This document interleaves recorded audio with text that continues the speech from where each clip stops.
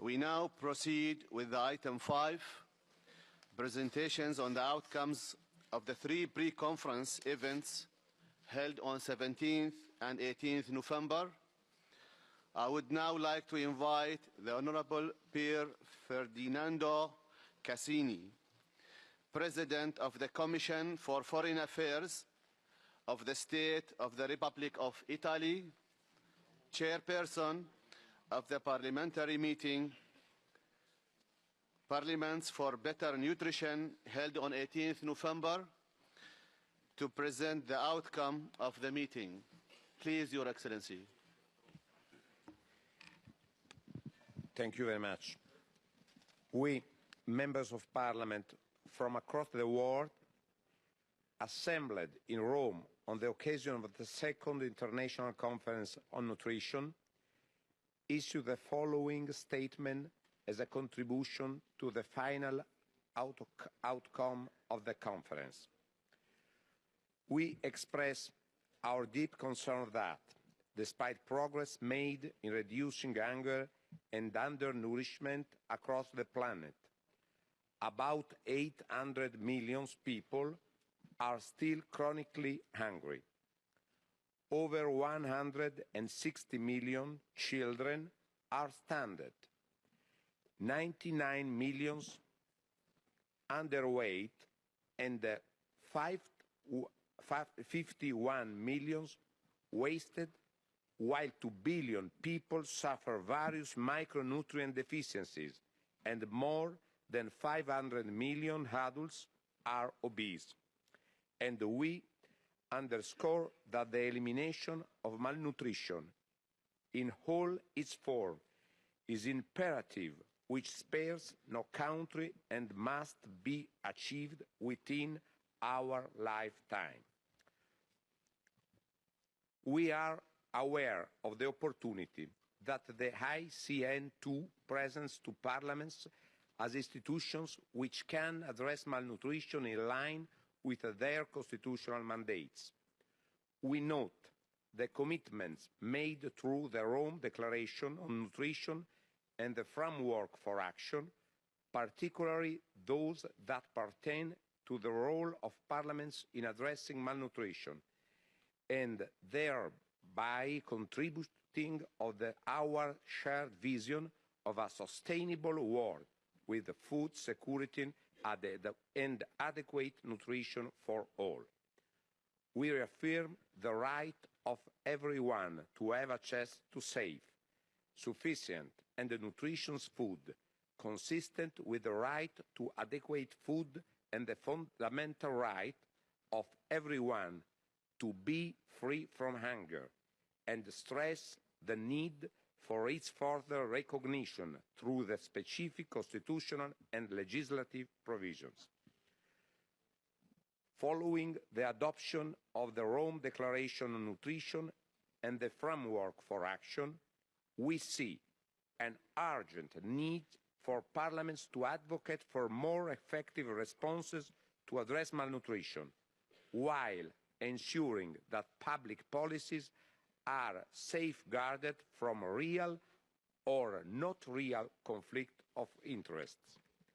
We underscore the importance of parliamentary dialogue in countries, regions and globally in order to share good practice and experiences in ensuring food security and adequate nutrition. At the same time, we encourage colleagues around the world to continue the work to strengthen their own parliamentary institutions through proactive measures to handle the Parliament with greater accountability and oversight power.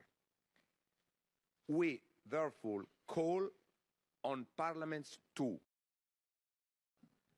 adopt national nutrition targets to be attained by 2025, as well as a set of national indicators taking into consideration the 6 global nutrition targets included in the World Health Organization Comprehensive Implementation Plan on maternal, infant and young child nutrition, and the score set and the extended set of outcome and progress indicators, as well as targets set in the post-2015 development agenda.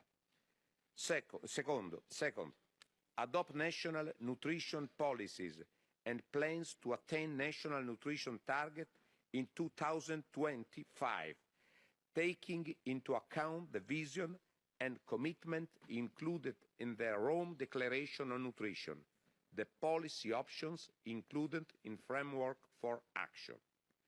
3.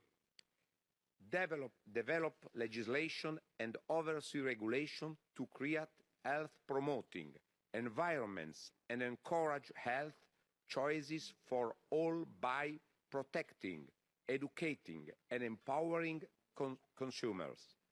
These includes measures such as the establishment of labeling standards, including information on sugar, salts, fats, and trans fat content, which respect people's right to know, marketing regulations, in particular for children, and consumer education through national campaign and schools. Legislation and regulation for different settings may be considered for action, for example, in school, workplace, households, cities, and local communities. 4. Adopt policies and legislation that support the production and the processing of good quality food that are safe and conducive to a healthy diet, including measures to diversify food production, in particular fruits and vegetables, to establish and implement food quality standards, and to reformulate food production that provide healthier options.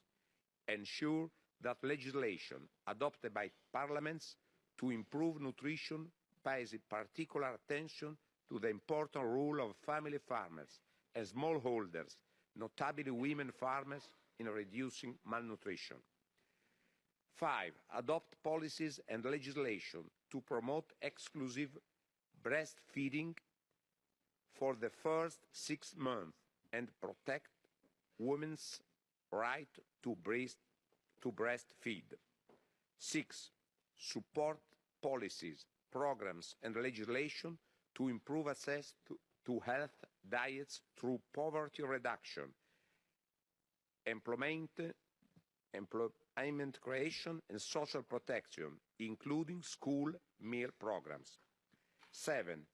Develop legislation and support policies to empower women and support them in their role as producers, income earners, and caretakers, such as the conformity to the ILO Maternity Protection Convention and increasing access to quality health care, including ante- and postnatal care.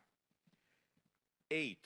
Approve increased budgetary allocation for addressing malnutrition and food insecurity, and explore the provision of adequate, predictable, and sustained resources, including capacity development programs for policy makers, government institutions, and general public. 9. Oversee different sectors to ensure public policy coherence, trade, economic development, agriculture, health, and education, and that addressing malnutrition receives a cross-sectorial and holistic response. 10. Promote collaborative arrangement within the Parliament and across parliaments for better nutrition, working across party lines, sharing experiences and good practice based on national and international review, promoting South-South and triangular cooperation. 11. Request that the IPU include into its 132nd Assembly in March 2015 an item on nutrition and the ICN2 follow-up. Thank you very much.